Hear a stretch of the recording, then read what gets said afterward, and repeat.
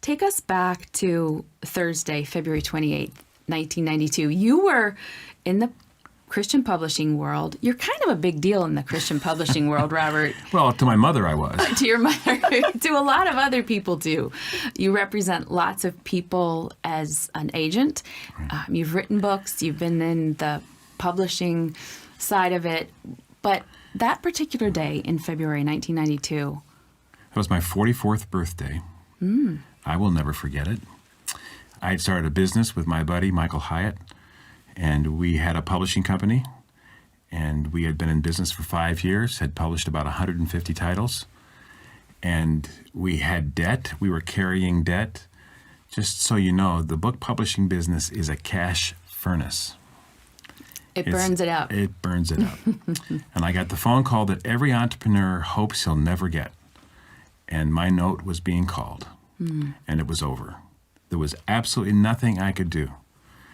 And so I went into Mike's office. Actually, I sat down on the floor under my desk. I had a table for a desk and cried because that was it. I had leveraged my home, everything. My financial status was zero. When you say you leveraged your home, how'd that work out? Well, I had to move. Oh. Yeah. I had a car that had a loan, took it back.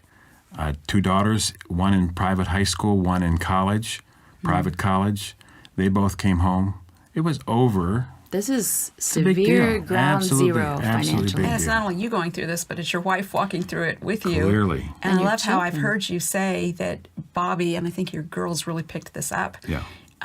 that she didn't berate you, or there was something in her heart that was trusting God to write this story too, hard Truly. as it was. Right. And I never heard her say, well, there you go again, leveraging everything against this, and now what are we going to do? So we listed the house, sold the house, all those things, sold. The girls came home from school. So yeah, it was a huge challenge. There was a sense in which, even without really knowing what we were doing, the Lord had prepared us for hard times.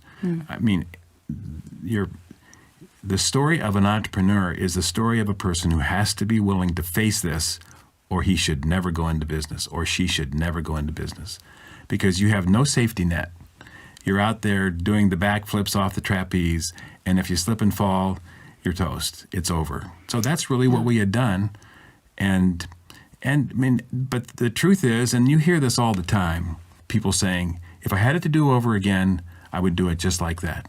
Because as Nancy just said, it's in those experiences that you know the grace of God in a way that you wouldn't have known. I don't like this truth. I'd rather if we'd learn this stuff without having to go through the hard stuff. In fact, for the men or football fans that are listening, years ago I walked through the Dallas Cowboys training facility with a guy named Bill Bates, who was like a rocket ship on the field, Tennessee grad, special teams. He was nuts in terms of the way he'd throw his body at it. And so I talked to him about the training, and he said, I'd do it or I'd die on the field. So he worked out 6 days a week, off season, on season, whatever, in order to survive. And it's really interesting. You can choose to work out. You can't choose what's going to happen to you, but you can choose to be ready.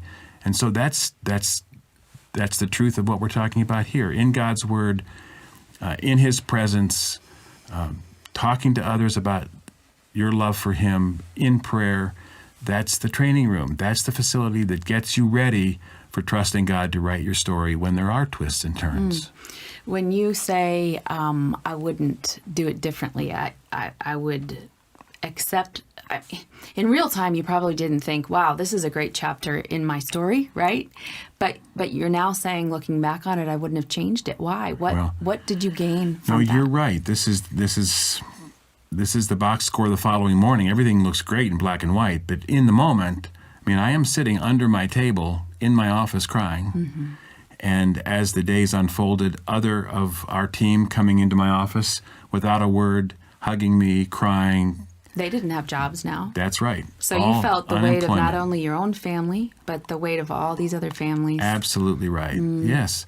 So, but then if you'd be able to gather all of us together, this is 25 years ago, and say, now let's talk about what the Lord has done in your life using this experience.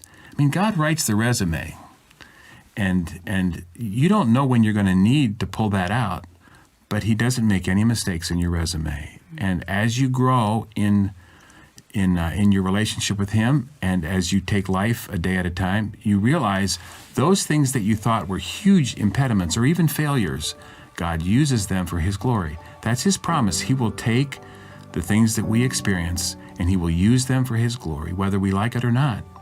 So it's a very important principle in this whole conversation about trusting God.